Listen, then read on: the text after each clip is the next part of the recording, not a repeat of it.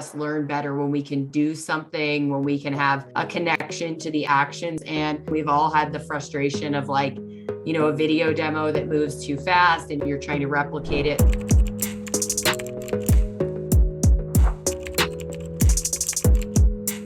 I'm Mandy Thompson, Chief Revenue Officer at Digital Reach Online Solutions, and we are a full-service digital marketing agency as well as a HubSpot Diamond partner. We do still do live trainings because just getting like the enablement and running through Marketing Hub, like all of the different features, how they work, training people how to use workflows if they have an admin who internally is going to be building on what we have built. And so we have live trainings, Loom videos, and then we create, SOP documents on what we built. And then typically like a lucid board, lucid chart type of schematic that shows how everything that we have built works together. But the gap that we saw with that was, the actual having the best possible enablement for customers to be able to do stuff on their own, right? So we're seeing a lot of follow-up questions later on. It's like, oh, I remember this thing you talked about in the training. So how do I do that again? Those types of things.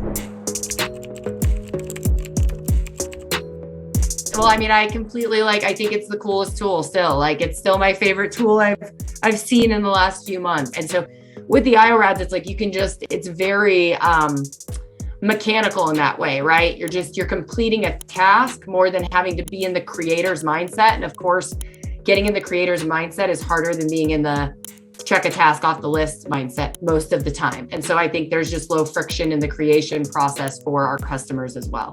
It was able to reduce the time of recreating the wheel every time for the trainings to have some of these core functions that everyone does, right? Creating a new page, creating a new post, copying a template, those types of activities, adding another user so that there's documentation ready to go. And it's easier for people to use. So they're not having to do the head on a swivel, look at the tutorial, then try to mimic it, look at it, try to mimic it. So that's been a big help for us.